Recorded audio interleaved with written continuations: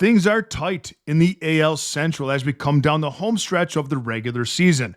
The White Sox and Tigers look to better one another and improve their standing in the Motor City on Saturday. Speaking of tight, we have two interleague matchups between playoff hopefuls as the Phillies take on the Twins and the Padres take on the Guardians. And Jacob Mizorowski, the Wizard of Oz, brings his talent to Dodger Stadium to try and take on or take out baseball's highest payroll. We'll break down all of this and more on Saturday's episode of The Jungle. What's cracking, Jack? Welcome to Saturday's episode, and if you're joining us for the first time, welcome to The Jungle, where Sharks have a week devoted to us. We never ask what the soup of the day is, and we never, ever parlay. My government name is Patrick. I go by Silverback, or SB if you're in a hurry. I handicap and produce every single Major League Baseball game every single day, along with the NFL, college football, the NBA, and college basketball, so make sure you subscribe to the channel. Always treat the videos like a menu. Take what you want, leave what you don't. I'm not going to get every single game right. Nobody does. The best in the industry hit 60%, if that. What I do is provide professional handicapping edges and angles to help you formulate your own opinions, to make your own bets or tail mine. I don't bet every single game. I bet roughly 3 to 5 plays per day, depending on the slate. If you want to roll with me and bet what I'm betting, there are many ways to get more involved in the jungle and do that. Start turning sports betting into a second income. You can become a Jungle member and get my full personal betting card sent to your phone every single morning. We have weekly, monthly, and yearly options. Pick your plan. With the membership, you also get entry to our members-only Discord, which is full of sharp bettors and good mammals in general. How about a full college football season membership? Every bet that I make personally in college football for just $225 up to and through the national championship. Same price for the NFL. You can purchase just an NFL-only package the entire season up to and through the Super Bowl. Every bet that I make, all my premium plays for $225. Or you can combine them and save a boatload of money. Sign up for the NFL and college football together. Every bet I make personally for both sports for just $299. You want both of those and the rest of Major League Baseball, just $345. College football, rest of baseball, and the NFL. Or if you're looking for an immediate fix, you can purchase just my full card of the day for Saturday. There are 3 plays on it. My full card for Saturday, MLB, just $15. Or if you want just my favorite bet of the day for Saturday, it's in the game between the Mariners and the Astros. You can have that for just $5. A fin spot. As the kids say, go to silverbackjungle.com or click the link in the comment section to check out all of these options. We're going to Sacramento for Saturday's Daily Sizzler. It's in the game between the Rangers and the A's. Mackenzie Gore taking on J.T. Ginn. Mackenzie Gore, not my favorite option to back. And you know what though? I hate how he wears his hat. He wears it like this. Black breaker. He looks like a helicopter pilot. Mackenzie Gore, not my favorite option to back. However, 2 of his last 3 starts have been quality starts, and he's gotten his walk problem under control. The problem is that he's replaced the walks with throwing the ball right over the middle of the plate, and his sharp contact has gone way up. I like J.T. Ginn better. 3 consecutive quality starts against the Nationals, Reds, and Red Sox, and better season-long numbers than Gore. He also has a winning record on a losing team. Bullpen-wise, Texas is 15th. The A's are 28th. In snapshot form, Texas 20th. They're dealing with a ton of injured bullpen arms. Athletics are 29th. The Rangers hold the bullpen edge. Offensively, Texas is a C. The A's a B-. In the last 30 days, the Rangers are operating 6% below average. The A's 2% below. In the last 3 games, Texas has a league low 496 on base plus slugging. The A's 705. The A's hold the offensive edge. The Athletics are a strong back when they have decent starting pitching. That's what they have here with J.T. Ginn against the cold offense. Give me the Athletics at home on the money line. It opened up at plus 114. Let's go to Detroit White Sox and the Tigers' big AL Central showdown. Anthony Kay taking on Troy Melton. 2 consecutive quality starts for Kay. He hasn't been a bad option in this White Sox rotation. Pardon me. His 3.96 ERA and 1.34 whip certainly leaves some to be desired, though. but he's won 9 of the 14 decisions that he's factored into. He does a good job of limiting walks and finds ways to get out of trouble. But Troy Melton holds the edge. The 25-year-old phenom keeps getting better and better. Through 13 starts, the Newport Beach native has a 1.46 ERA and a 0.90 whip, both elite numbers. Bullpen-wise, the White Sox are 19th. The Tigers are 24th.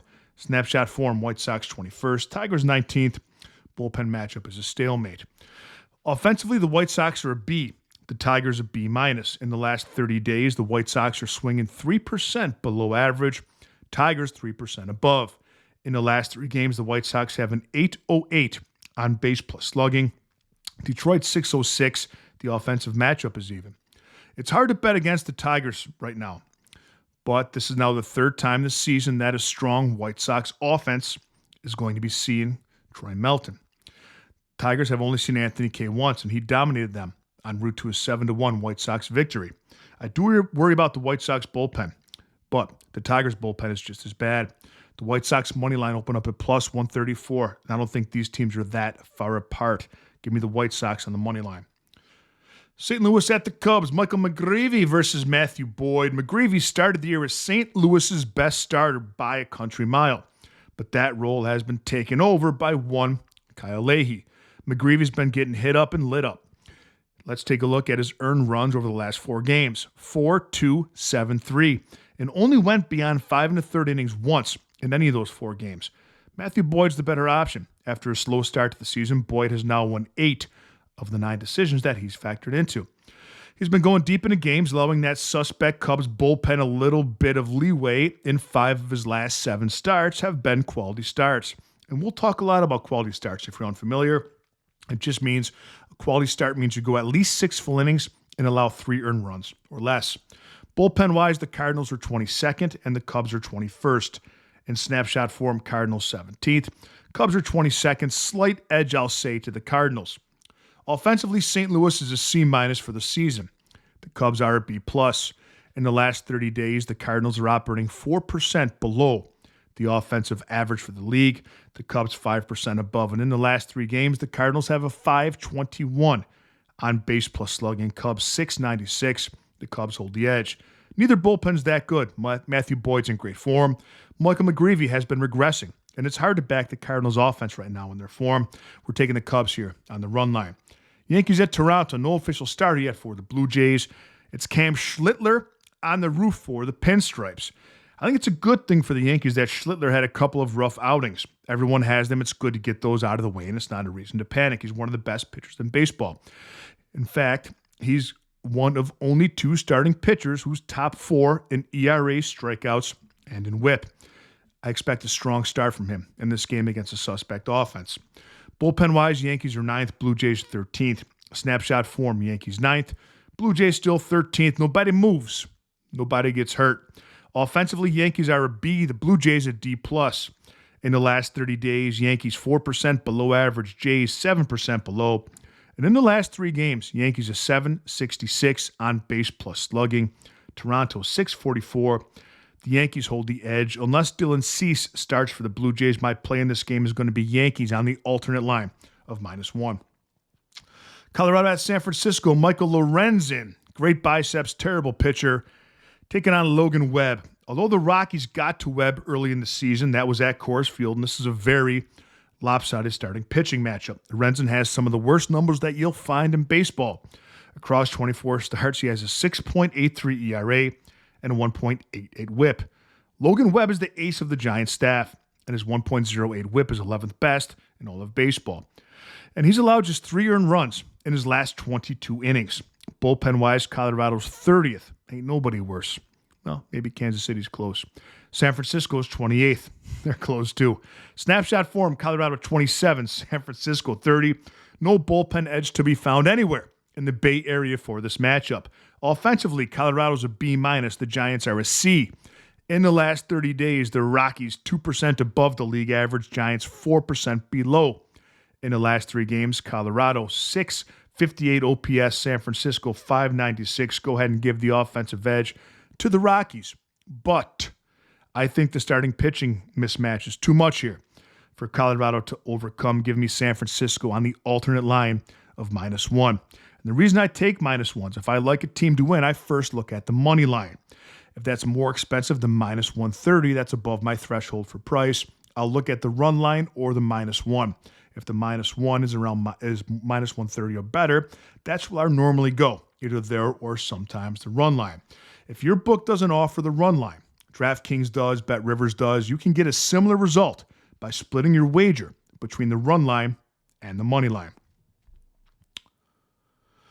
Let's go to Citi Field, Washington, taking on the Mets. It is no official start yet for Washington. It's Sean Manaea, the Hawaiian sensation for the Metropolitans. If you watch the show, you know that I'm big on Dr. Manaea. Since being moved into the starting rotation, he's been really good. His last 4 starts have all been quality starts, resulting in 3 Mets victories, all against winning teams. He will hold the edge over whomever Washington starts because the only Nationals pitcher he wouldn't is Cade Cavalli, and Cade just went on Thursday. Bullpen-wise, the Nationals are 27th, the Mets are 23rd. Snapshot form, Washington 23rd, Mets 24th.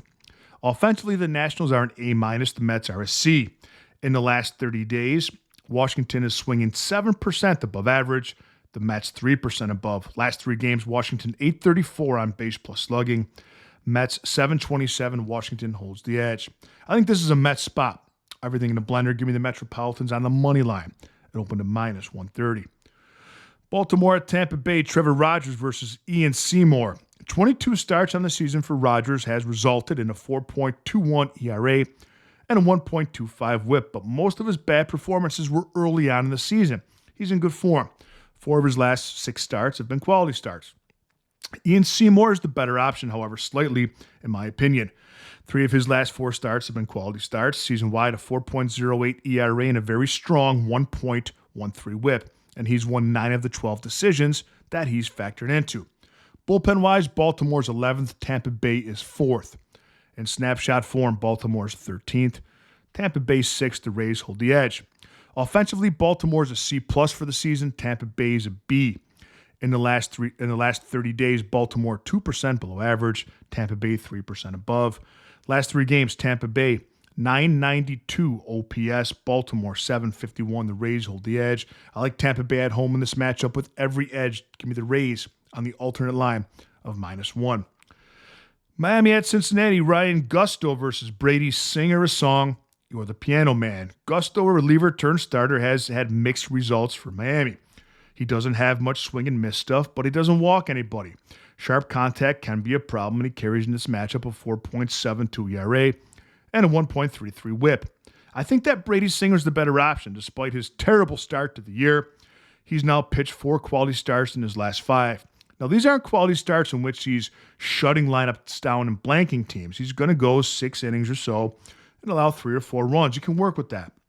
Bullpen-wise, Miami's 18th. Cincinnati is 20th. Snapshot form, Miami 14th, Cincinnati 26th. The Marlins hold the edge.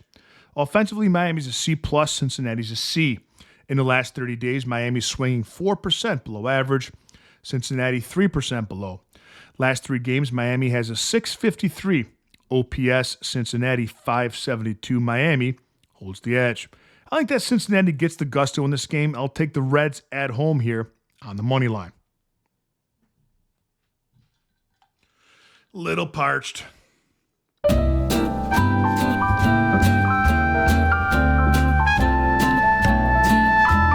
San Diego at Cleveland, Randy Vasquez versus Joey Cantillo on meatballs. Vasquez gets a bum rap, Jack. He has a 4.16 ERA, not terrible, 1.37 whip. He ain't all bad. His last 2 starts were both Padres wins over Arizona and Houston, and in those 2 games, he had a combined 2 earned runs allowed in 11 innings. Just 2 total strikeouts, though he doesn't miss many bats. He's a pitch-to-contact pitcher. I think the matchup between him and Joey Cantillo is very even. Cantillo has an ERA bumping up against 4, but a very alarming 1.48 whip, indicating he allows too many base runners. Bullpen-wise, San Diego 2nd. They're strong. Cleveland is 7th. They've been slipping a bit. San Diego, snapshot form is 1st. Cleveland 16th. Padres hold the edge. Offensively, San Diego's a C+ for the season. Cleveland's a D+. Last 30 days, San Diego 10% above average. Cleveland 2% below. Last 3 games, Padres 843 OPS, Cleveland 681. Padres hold the edge. Pardon me. San Diego has the better bullpen, and the offensive disparity is too much, in my opinion, in this game. To want to back Cleveland, I'll take San Diego on the money line or open up at plus 114. Philadelphia at Minnesota. Jesus Luzardo taking on Connor Prelip. Luzardo is in immaculate form at the moment. Listen to this. He's allowed 2 earned runs or less in 11 of his last 12 starts. He holds the edge over Minnesota rookie Connor Prelip, whose 16 starts have led him to a 4.79 ERA and a 1.32 whip. Looking at the bullpens, Philadelphia's 10th, Minnesota's 17th. Snapshot form, Philly 15th, Minnesota 11th. Slight edge to Philly. Offensively, they're both a C+. In the last 30 days, Philly's swinging the bats, 4% above average, Minnesota 3% below. Last 3 games, pretty even. Philly is 699 OPS, Minnesota 711. Philly holds the edge. Put it on a blender. Give me the Phillies here on the run line behind Luzardo. It opened up at plus 114. Seattle at Houston contains my $5 favorite play of the day. It is my favorite play on the board. Go to silverbackjungle.com or click the link in the comment section. Diamondbacks at the Braves. Ooh, it's a good one. Eduardo Rodriguez taking on Grant Holmes. People keep waiting for E-Rod to slip up, and he hasn't been. He's coming off of a 7-inning, 2 earned run win over the Dodgers. He has the 9th best ERA in all of baseball, and he's won 11 of the 15 decisions that he's factored into. He holds the edge over Grant Holmes, although Grant Holmes is in very good form right now, and he's coming off of back-to-back quality starts against the Yankees and Marlins, in which he allowed a total of 0 earned runs in those 2 games. And the Braves have won 7 consecutive Grant Holmes starts. All things considered, Rodriguez is the slightly better option. Bullpen-wise, Arizona's 13th, Atlanta's 6th. Snapshot form, Arizona 8th, Atlanta 7th, slight edge to the Braves. Offensively, the Diamondbacks are a B- for the season. The Braves are a B. In the last 30 days, Atlanta is operating 6% above the league average offensively, and Atlanta 5% above. Arizona 6%, Atlanta 5%. Last 3 games, Diamondbacks have a very strong 876 OPS. Atlanta close to them, 827. Both offensive in great current form. It's a stalemate to me. Arizona's number 1 in baseball in team average against left-handed pitching, but number 28 against righties, the side of the bump that Grant Holmes throws from. It's not a coincidence. Meanwhile, Atlanta's a top 10 lineup against lefties. I'll take the Braves here at home on the money line. It opened at minus 130 on Kalshi. Boston at Pittsburgh. Sonny Gray taking on Jared Jones. It's been a strong season for old Sonny, one of his best, in fact. His 14 wins is second best of all of baseball. He's 12th in the ERA and has a very solid 1.15 whip. It's been an up-and-down season in his return for Jared Jones. His strikeout numbers have started to fade again. He's coming off of 2 rough outings against the Brewers and the Mets, in which he allowed 11 earned runs across just 7 innings. He does have a high ceiling, but since his injury, he hasn't reached it as often. The edge goes to Gray. Bullpen-wise, Boston is 1st, Pittsburgh is 16th. Snapshot form, Boston is 4th, Pittsburgh is 10th. The Red Sox hold the edge. Offensively, Boston's a B- and the Pirates are a B. In the last 30 days, Boston's 8% above average. Pittsburgh's offense is 6% below. In the last 3 games, the Red Sox have a 769 on base plus slugging. Pittsburgh 718. The Red Sox hold the edge. Let's back Sonny Gray here, along with the best bullpen in baseball. Red Sox money line opened to minus 126. Milwaukee at the Dodgers. Jacob Misiorowski, the Mizzard of Oz. I coined that phrase. Taking on Justin Robleski. You know about the Mizzard of Oz. First in strikeouts, first in whip, first in strikeouts, and Livy Dunn has been rumored to be slipping into his DMs. He holds the edge over Justin Robles, 3.44 ERA, 1.11 whip is pretty good, but he started the season much better than the form that he's currently in now, and the Dodgers have lost 3 consecutive Robleski starts. It was very alarming. Recently allowed 4 home runs to the Mariners in 1 game, and then 4 home runs allowed to the Brewers. Bullpen-wise, Milwaukee's 5th, Dodgers are 3rd. Snapshot, Milwaukee 5th, Dodgers still 3rd. Nobody moves. Nobody gets hurt. Offensively, Milwaukee's a B+, Dodgers an A. Last 30 days, Milwaukee 2% above average, Dodgers 3% above. Last 3 games, Brewers a 603 OPS, Dodgers 726. The Dodgers hold the edge. It's not that often that we get the Wizard of Oz on the money line for a decent price. But it's also not that often we get the Dodgers at home on the money line for plus money. The Wizard of Oz does what he does, but Wrobleski's bugaboo has been home runs, not just base hits. And Milwaukee is last in Major League Baseball in home runs. They beat you with singles and doubles, and that's not what Wrobleski gives up. I think that the veteran bats of the Dodgers get to the young whippersnapper. In this case, I'm backing the Dodgers on the money line for plus money to open at plus 114. And the last game we're looking at, we're staying in Los Angeles, but a much less bought team. The Angels and the Royals. Randy Dobnak taking on Reed Detmers. Dobnak has pitched 36 innings this season. Started those 36 innings in very good form, but came down to earth most recently against the Cubs, allowing 4 earned runs in 5 innings while giving up 10 hits, but still just a 2-flat ERA over that small sample size. Reed Detmers is a good option. He's got very good strikeout stuff. He's 9th in baseball, and his 1.10 whip is 16th among qualified starters. And Detmers has given up 2 earned runs or less in 4 of his last 5 starts. Bullpen-wise, Kansas City's 29th, Angels 25th. Snapshot form, Kansas City 28th, Angels 25th. Angels hold a slight edge. Offensively, Kansas City is a C for the season. The Angels a D+. In the last 30 days, Kansas City 5% below average, Angels 8% below. In the last 3 games, the Royals have a 530 OPS. Angels 708. Kansas City holds the offensive edge. The Angels' money line opened up at minus 148. That's very rare. And I don't think you can back them at that price. And I ask you this question. Put your answer in the comments section.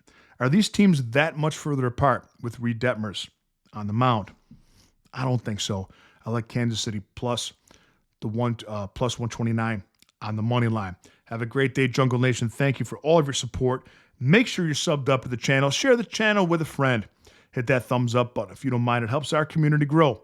And I will see you tomorrow with a little more money in your pocket.